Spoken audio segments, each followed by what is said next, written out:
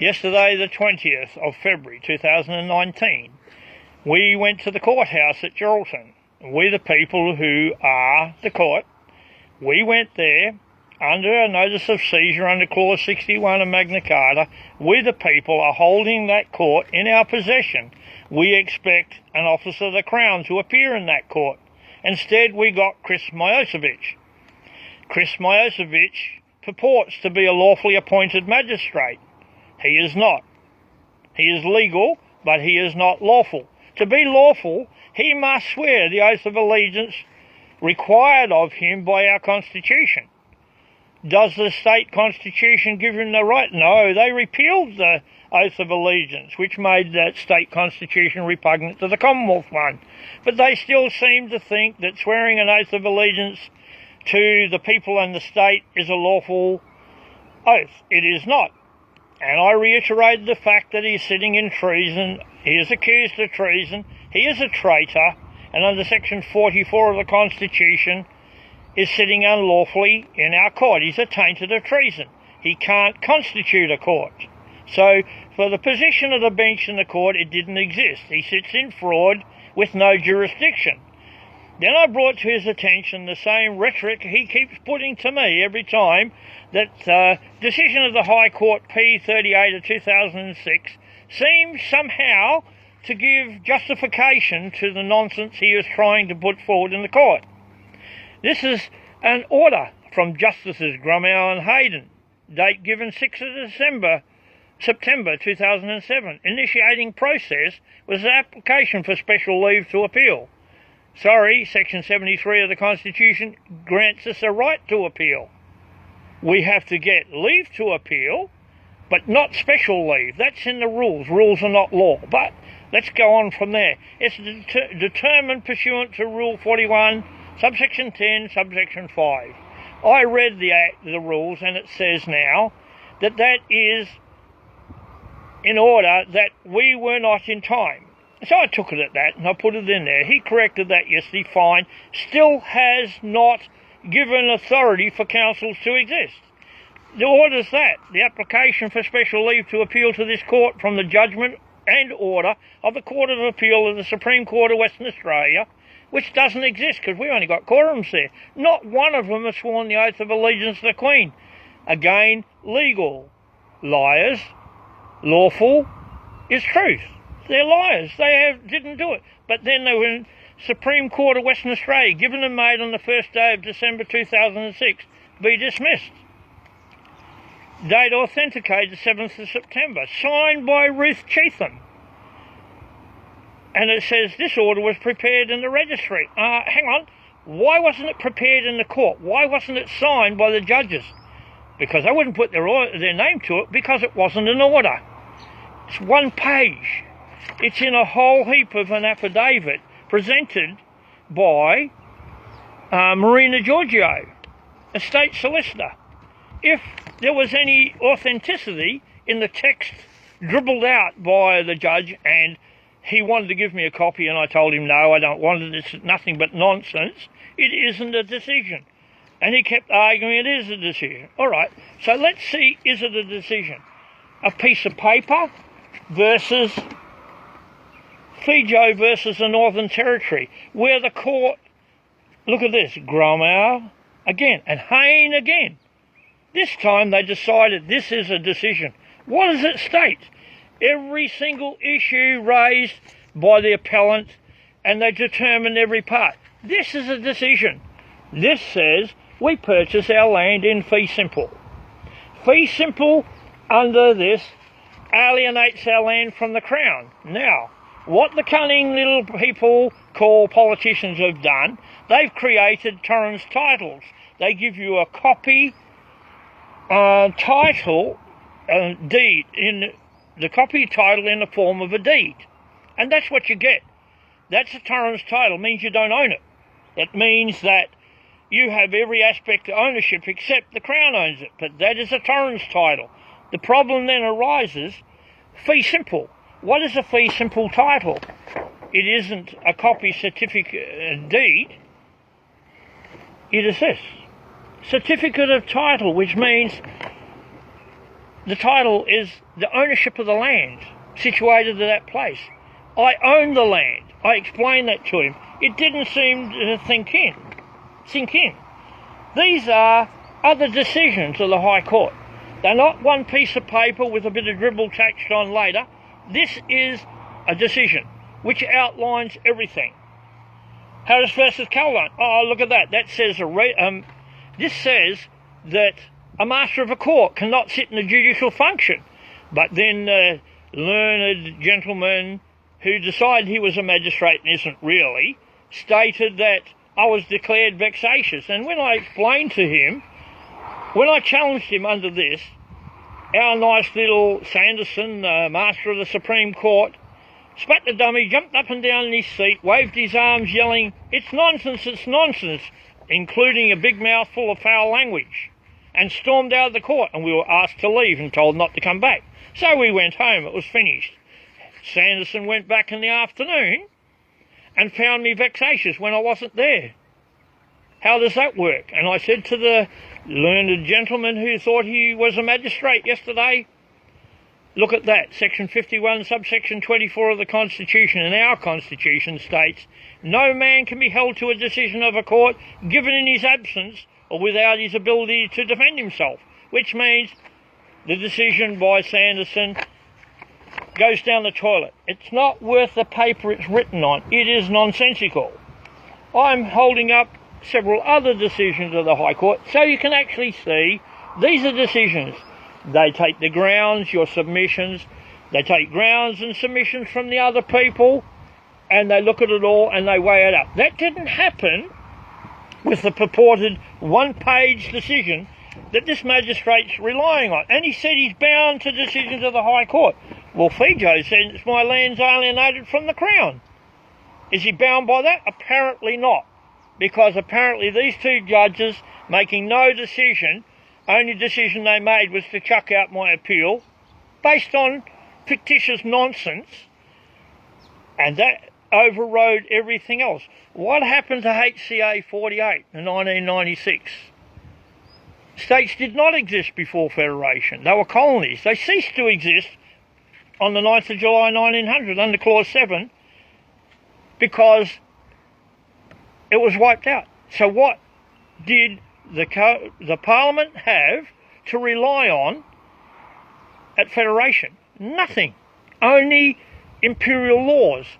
Those states were established under 107, 108 and 109 in the Constitution, which means they continue and are established subject to the Constitution, which means every single law they pass must comply with the Constitution. Any authorities they brought over with them from the colonies must comply with the Constitution. What authorities did they have? Quick and Garrant, our Constitution, the annotation, which is a public record of how they come to the decisions and the interpretation of our Constitution, states very clearly they only had 7 legislative areas, and they're all contained in section 51 of this. There is no authority over land. Why isn't there authority over land? Because the governments or parliaments, whatever you like to call them, the colonies and the states have no authority over land. Do they?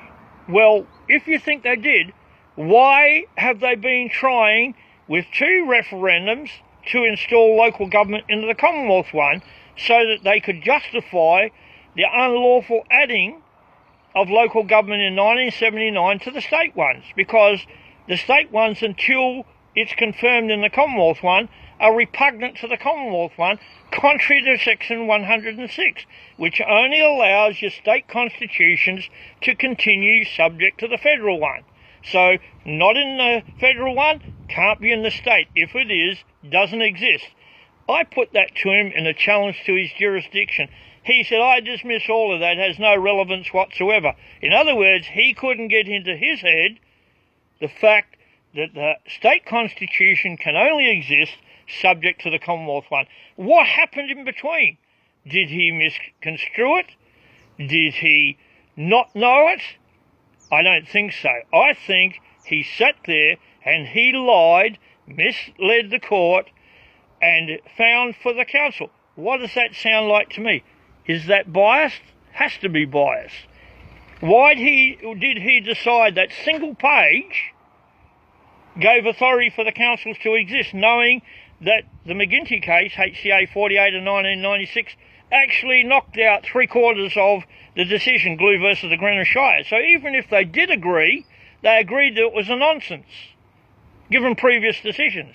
Then Fijo come along after it and said it's a total nonsense. You can't tax it because it's alienated from the Crown. State acts, nonsense.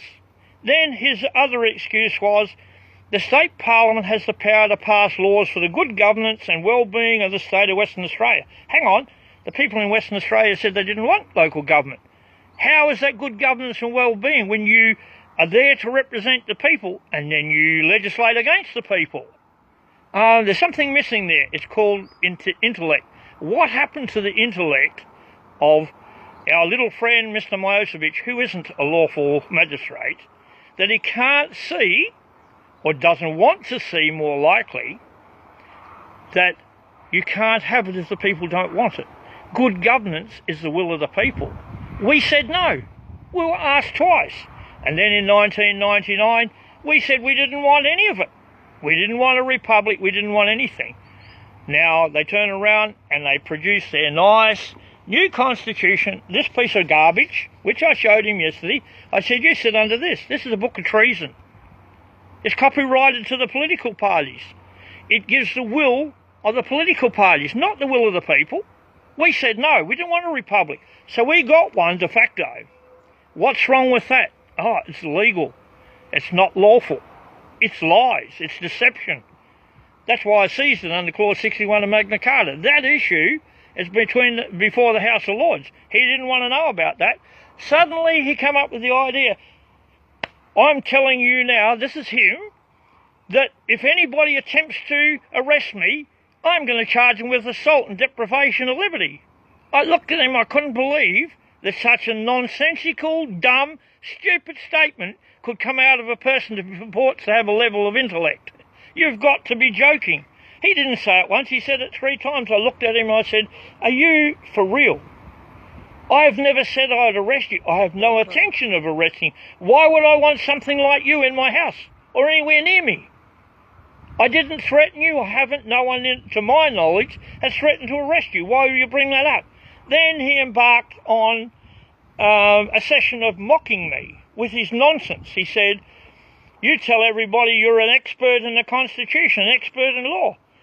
I said, that is the biggest load of crap I've ever heard in my life. I've never said that. And anybody who knows me knows I always say, show me in the Constitution where I'm wrong. I will read it. I'll come back on here and correct myself. I do not know anything. I've never said I know everything.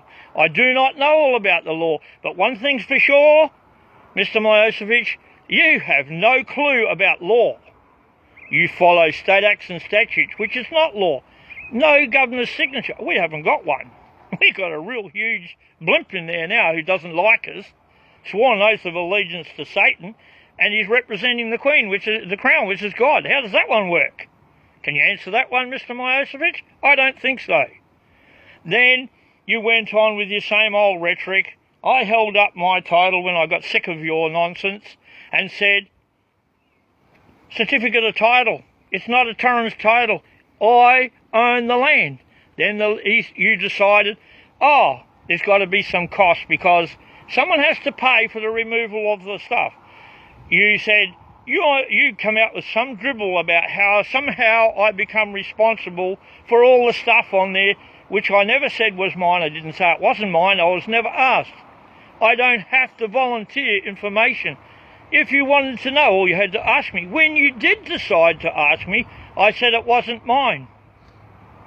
I went out for the next 2 weeks and I tried to track down my ex-wife. Not that I wanted to go near her ever again, but I tried to find out who owned all that stuff. I did find out. They didn't want anything to do with it. The court order from the family court says she can take whatever is there that belongs to her, which is all that junk they were talking about. I moved that F-250 there. I took possession on the Saturday night before the 6th of this month. I told you that. you then decided because of that, somehow because I didn't volunteer information, which I wasn't entitled to do or obliged to do. What part don't you understand? Then you decided, I've got to pay the lawyer's costs. Oh, look at that. And I said to you, so you're going to pay me back because I didn't volunteer anything and hold your little hand and give you all the information. Now you're going to punish me by making me pay the costs. And I said, they're not getting any. How then did you pass an order saying that they can remove all the stuff, hold it for 60 days at my expense, when then you turn around and said you can't deal with land? Because the Magistrates Court Act doesn't give you authority, and you know it doesn't. The only authority over land is under the 1688 Bill of Rights. On the second page, the last paragraph says, must be trial by jury. Why is it trial by jury? Because Clause 39 of Magna Carta says so. You can't be deprived of your land or your freedom without the lawful judgment it appears. Where do you get off trying to step in there? You're not an officer of the Crown. You are not a magistrate. You can never be considered a magistrate now because you're a traitor. Never capable of ever sitting in a judicial function. How come that hasn't come off in your brain? How come you cannot, with your level of intellect, how can you not see if you told those lawyers, which you did, you can't give him permission in relation to the land? Why can't you? Does it really matter? The Magistrate Court Act doesn't give you that right. I told you, even if you had authority over land, the value of the land is over the cap price that you hold in your thing, which is $75,000. So you went ahead and you gave them all their rights. How can they then go on my land without my permission? Oh, because you want to give them money. That is biased. Not only is that is a malicious order you made. How dare you do that? Then you mocked me because you said, oh, how are you going to deal with this? I said, the issue of the validity of the courts is in the Privy Council. Have you got any answer back from them? I said, why would I? I didn't put the order there. Rod Cullerton did. And they ordered that he be put back into the Senate. That hasn't happened. They think they can disobey it. All it achieved is Rod Cullerton's application showed that we the people could ignore the stupid Australia Act and go to the Privy Council, which is our right. But what you don't realise, if you read Section 73 of the Constitution, it refers to a law, Victoria 28 and 29, an entrenched law which allows us to go to the Privy Council. You can never take that away from us. You don't get it. While we are under the Constitution, which is our supreme law, you can't interfere with it. Why do you do what you do? Because you're biased to an unlawful system, a legal system which is corrupt, bent, twisted, and totally dishonest from one end to the other. Nobody wants me to put a tag on you of what I really think about you. To do so would drag me down to the level that you're sitting here in treason and fraud. I'm not going to do that. All I'm stating, no oath of allegiance, claim to be a magistrate, you're a traitor. You're committing treason. No application of authority in this country can be done without an oath of allegiance to the Queen. No lawyers, no magistrates, no justice of the peace, no judges. We don't have any, they're all quorums. No High Court judges, no politicians. So all you politicians have a long, hard look at what I'm saying. You have no authority. You're going to call a federal election? To what? To what? To elect you, who haven't sworn an oath of allegiance, have no intentions of, and your whole outlook on life is to promote your treasonous book that you say is a constitution. To give you a republic that we said we didn't want. To claim that the Parliament is supreme when our Constitution says you're not. Page 676 of our Constitution says the Parliaments are not supreme, and the very essence of federation is that that must be so.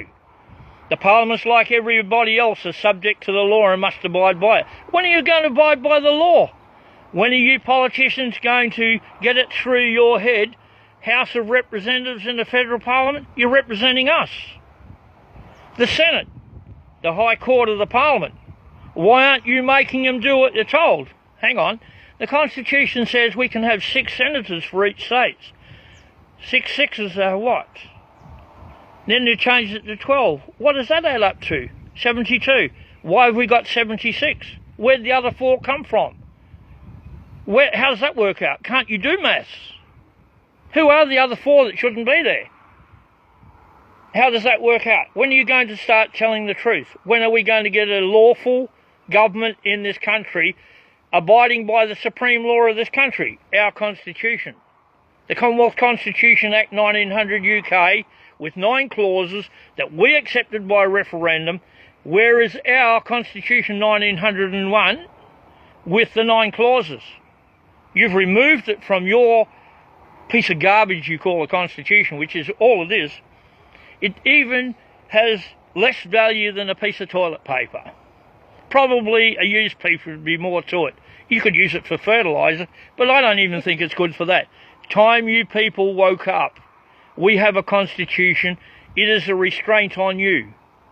You only have the authority granted. We did not grant you authority over our property. We did not grant you the right to change our titles from ownership to rental, which is what you've done. Time for you to stop disobeying our law. Time to stop lying. You can't say it's anything else but a lie when it's not the truth. Justice is application of truth. When are you going to give it to us? I didn't get it yesterday. I got a confused person who couldn't tell the difference between, hang on, I can't deal with the land, but I'm going to give you the right to go on there and move the gentleman's property off it that doesn't even belong to me, but I've got to pay for it because it belongs to his ex-wife. How does that compute? Have you got any level of intellect that could lead to a decision as confusing as that? I have no idea how you come to that idea, and then you didn't close the court. You abandoned it. You stood up and walked out. You abandoned the court. Where did you... What happened then? We had to leave because we're all in confusion. Can you please send me a letter and let me know how you stand on this? Because, for heck's sake, I have no idea. So you have a good day.